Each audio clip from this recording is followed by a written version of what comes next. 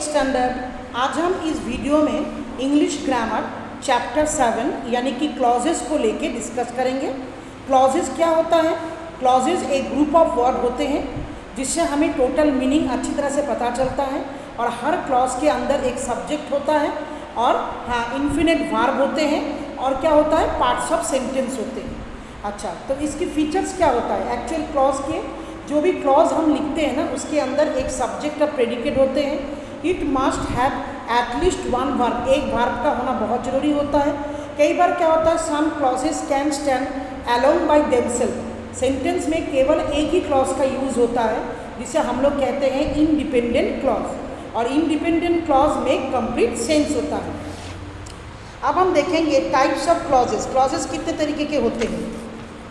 जैसे कि मैंने अभी बोला आपको, इंडिपेंडेंट क्लॉज वो क्लॉज होते हैं जिससे हमें सेंटेंस में डायरेक्ट मीनिंग के बारे में पता चलता है। सेंटेंस में सब्जेक्ट होता है और एक फिनाइट वर्ब होते हैं। जैसे I sang a song, it is a independent clause. और डिपेंडेंट क्लॉज कब होता है? जब सेंटेंस में दो क्लॉज होना चाहिए। दूसरा क्लॉज जब पहले क्लॉज के ऊपर डिपेंड होकर मीनिंग को प्रूफ करता है, तब उसे कहा जाता है डिपेंडेंट क्लॉज। जैसे देखिए, आई लाइक म्यूजिक, इससे हमें पूरे मीनिंग पता चल रहा है, so it is a independent clause. उसके ऊपर डिपेंडेबल हो रहा है नेक्स्ट क्लॉज। जैसे which is composed bye A R Rahman, जिसको कंपोस्ट करने वाले कौन थे? A R Rahman. सो ये डिपेंडेंट क्लॉज। अगर हम आगे वाला सेंटेंस ना लिख के पीछे वाला सेंटेंस को लिखते हैं तो उससे हमें टोटल मीनिंग के बारे में पता नहीं चलता है। नेक्स्ट होता है कोऑर्डिनेटिंग क्लॉज। सेंटेंस में इस तरह के बहुत सारे क्लॉजेज होते हैं, जब हमें इनको कोई कॉन्जंक्शन लगा के बीच में इनको हमें कंबाइन करना पड़ता है, तब उसे कहा जाता है कोऑर्डिनेटिंग क्लॉजेस। नेक्स्ट पेज में देखिए, एक्सरसाइज ए में है, आपको सेंटेंस में आइडेंटिफाई करना है कौन सा सबऑर्डिनेटेड क्लॉज है, कौन सा कोऑर्डिनेटेड है और कौन सा मेन क्लॉजेज है। मैंने नीचे लिखा है, आप लोग भी इस तरीके से बुक्स में फिल करेंगे। अब हम डिस्कस करेंगे नाउन क्लॉज के बारे में। नाउन क्लॉज किसको कहा जाता है? A clause that act as a noun. जब सेंटेंसेस में यूज़ होने वाला क्लॉज किसी नाउन की तरह काम कर रहा है, यानी कि नाउन को प्रूफ कर रहा है, तब उसे हम लोग क्या कहेंगे? Noun clause. जैसे देखिए, रोहित लिसन टू मतलब किस चीज़ को सुन रहा था? Listen to what was told, मतलब जो भी कुछ कहा जा रहा था उस चीज़ को वो गॉड से सुन रहा था। तो यहाँ पे व्हाट, किसी चीज़ को वो सुन रहा था, जिस चीज़ को सुन रहा था वो हो गया सब्जेक्ट, और वाज टोल्ड ये हो जाता है आपका फिनाइट वर्ब। तो इस सेंटेंस में यहाँ पे व्हाट वाज टोल्ड ये होता है आपका नाउन क्लॉज की तरह इस्तेमाल हो रहा है। अच्छा, नेक्स्ट एग्जांपल में देखिए, he listen to all that, उसने सब कुछ सुन लिया था, तो टू ऑल दैट ये हो गया आपका noun phrase. He told them to wait, उसने उनको बोला था इंतज़ार करने के लिए, तो यहाँ पे टू वेट ये भी नाउन क्लॉज है। अच्छा, नाउन क्लॉज का फीचर क्या है? ये एक नाउन की तरह यूज़ होता है। It may be the subject, ये सेंटेंस का सब्जेक्ट भी हो सकता है किसी वर्ब का, और किसी वर्ब का ऑब्जेक्ट भी हो सकता है। जैसे एग्जाम्पल में, that the incident would happen was certain, मतलब इंसिडेंट जो था वो अचानक से हुआ था। यहाँ पे वाज वर्ब है, the incident would happen the incident, तो यहाँ पे ये वाला पार्ट जो है ये वर्ब का सब्जेक्ट की तरह काम कर रहा है। ही टोल्ड मी, उसने मुझे बताया था, यहाँ पे टोल्ड वर्ब है, और उसके बाकी वाला part that the trip was cancel, कि ट्रिप कैंसिल हो गया था, ये वाला पार्ट जो है यहाँ पे वर्ब का ऑब्जेक्ट की तरीके से काम कर रहा है।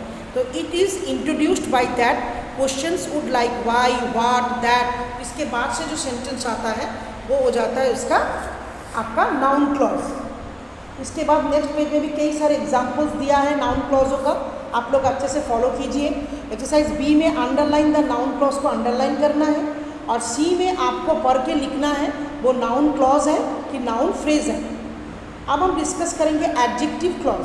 A clause that act as an adjective in a sentence. कई बार क्या होता है, सेंटेंसेस में जो क्लॉज होते हैं ना, वो किसी एडजेक्टिव का रोल प्ले करता है, यानी कि नाउन हो चाहे प्रोनाउन के बारे में कुछ कह रहा है। तो a clause that act as an adjective in a sentence is called an adjective clause. अच्छा, it is often a relative clause. कई बार वो डिस्क्राइब करने में रिलेटिव क्लॉज के जैसा भी काम करते हैं। जैसे देखिए, द गर्ल, यहाँ पे द गर्ल सब्जेक्ट है।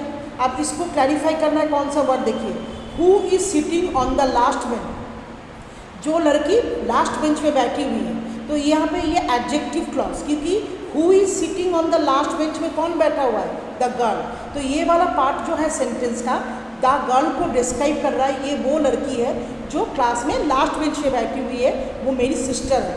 तो who is sitting on the last bench is a adjective clause.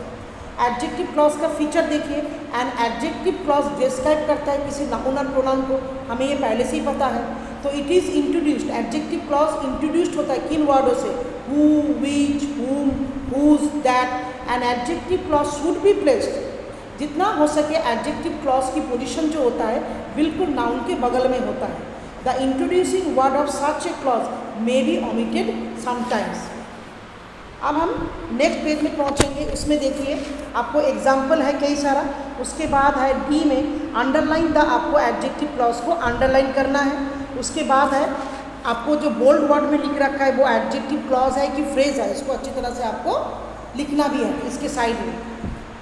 Next हम पहुंचेंगे adverb clause, a clause that act as an adverb. जब कोई क्लॉज एडवर्ब की तरह काम करते हैं तब उसे हम लोग एडवर्ब क्लॉज कहते हैं। अच्छा, एडवर्ब क्लॉज कई तरीके से होता है, जैसे इससे पहले भी आप लोगों को क्लासेस में जब हम एडवर्ब समझाते हैं तो इसके टाइप्स में बताया गया था। Adverb of time, adverb place को डिफाइन करता है, रीजन, मैनर एंड कंपैरिजन। तो एन एडवर्ब क्लॉज, जब सेंटेंस में एडवर्ब क्लॉज ऑफ टाइम इस्तेमाल होता है वो हमेशा when, while, wherever, after, before, since इन वर्डों से इंडिकेट होते हैं। And adverb clause of place, जब जगह समझाया जाता है तो वेरेवर, ठीक है, वेर एज, वेर, इन चीज़ों से। नंबर 3 में देखो an adverb clause of manner, जब मैनर्स को समझाया जाता है तो as if, as though, as in the way. And adverb clause of reason को समझाते हैं तो कारण क्या है? Because, since, that. और कंपैरिजन के लिए देन, नो लेस देन और गैस। अच्छा, अंडरलाइन द, आपको नीचे इसमें एडवर्ब क्लॉजेस के नीचे अंडरलाइन करना है। नेक्स्ट डिस्कस करेंगे रिलेटिव क्लॉजेस को लेके। A relative clause tell us which person और thing is refer to be the speaker. Relative clause हमें क्या बताता है? सेंटेंस की जो मुखिया है ना, जो स्पीकर है, सेंटेंस में जो कुछ कह रहा है वो पर्टिकुलर कोई पर्सन है या पर्टिकुलर कोई थिंग्स है, इस चीज़ को डिस्क्राइब करने वाले वर्ड को कहा जाता है सेंटेंस में रिलेटिव क्लॉज।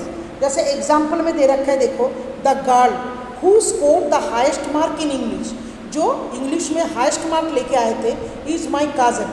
तो यहाँ पे who scored the highest mark वाला सेंटेंस जो है, एडवर्ब क्लॉज जो है, ये किसके बारे में डिस्कस कर रहा है? The girl who. तो इस क्षेत्र में हम लोग द गर्ल हु और ए ब्लैक ब्लेजर डिसअपॉइंटेड सडनली, तो इस तरह के जो वर्ड होते हैं, यूज़ ऑफ हु का इस्तेमाल होता है रिलेटिव क्लॉजेस में। अच्छा, यूज़ ऑफ विच, कौन सा, विच का इस्तेमाल होता है किसी थिंग्स को समझाने के लिए। और दैट, इसका इस्तेमाल होता है हु और विच, किसी भी जगह में हम दैट का इस्तेमाल करते हैं। फिर यूज़ ऑफ दैट भी है विच और हु में, जैसे he is one of the best tailor, सबसे अच्छा टेलर था। This is the most shocking news that. Next sentence में हम देखेंगे इस तरीके से, देखिए, ऑल दैट, ओमिशन ऑफ, कई बार सेंटेंस में हु, दैट, विच, ये ओमिटेड होते हैं, ये नहीं रहता है, लेकिन फिर भी सेंटेंस में जो है रिलेटिव प्रोनाउन को डिस्क्राइब किया जाता है। नीचे देखिए जी में rewrite the following sentence and underline, आपको इसमें से ज़रूरत पड़ने पर, जहाँ पे ज़रूरत नहीं है वहाँ से हमें रिलेटिव प्रोनाउन, रिलेटिव क्लॉज यानी कि विच, व्हाट, व्हेन, इनको ओमिट करना है, क्रॉस करना है। नीचे देखिए हुज, हुज जो एडवर्ब होता है, adjective clause, we use whose, हम कहाँ पे इस्तेमाल करते हैं? The little girl whose bag, whose इस तरह से एग्जाम्पल में। यूज़ ऑफ हुम की भी इस्तेमाल है। इसमें कई सारी चीज़ों का बहुत ईजी है, एग्जाम्पल्स हैं जिनको यूज़ करके आपको ये समझने होंगे। नेक्स्ट पेज में फिल इन द ब्लैंक्स है, जिसमें हमें वी, हुज, हुम और वैट से गैप को फिलअप करना है। अब हम लास्ट डिस्कस करेंगे रिलेटिव क्लॉज। रिलेटिव क्लॉज दो तरीके के होते हैं, डिफाइनिंग एंड नॉन डिफाइनिंग। तो relative clause are two types. देखो, she is looking for the girl, वो उस लड़की को ढूंढ रही है, who lives in the new house में रहती है। We went to a shop में गए थे, विच सेल्स ग्रॉसरी आइटम। तो यहाँ पे हु और विच, ये दोनों शब्द जो, जैसे पहला वर्ड हु था पहले सेंटेंस में, वो एक लड़की के बारे में कहा जा रहा है। विच, वो एक जो ग्रॉसरी आइटम किसी दुकान को इंडिकेट कर रहा है। तो in the above sentence the clause who lives in the new house ये इंडिकेट कर रहा है विच गर्ल, किसी लड़की को, और the which girl which sells grocery item ये इंडिकेट कर रहा है विच शॉप को। तो she is looking for Ram, Rani को ढूंढ रही है। हु बोरो हर बुक्स, उसने वो किताब ले लिए थे, बोरो किए थे, उधार लिए थे। We went to super store which sells grocery item. तो in the above sentence the clauses who borrow her book and which sells grocery item ये दोनों किसी पर्सन को, किसी जगह को इंडिकेट कर रहे हैं। दोनों के बीच में फ़र्क क्या होता है? डिफरेंस बिटवीन, देखो डिफाइनिंग जो क्लॉज होते हैं डू नॉट यूज़, इनको यूज़ करने में कोमा का इस्तेमाल नहीं होता है, दैट का इस्तेमाल नहीं होता है, हु विच एंड कैन। और एग्जाम्पल में देखिए, we stayed at a place you told us about. और आपका नॉन डिफाइनिंग क्लॉजेस में क्या होता है? इसमें जो है कोमा के इस्तेमाल होते हैं, दैट, विच, whom इन शब्दों का यूज़ होता है। मैं आशा करूँगी बच्चे ये चैप्टर्स आपको अच्छी तरह से समझ में आ गया है। Thank you student.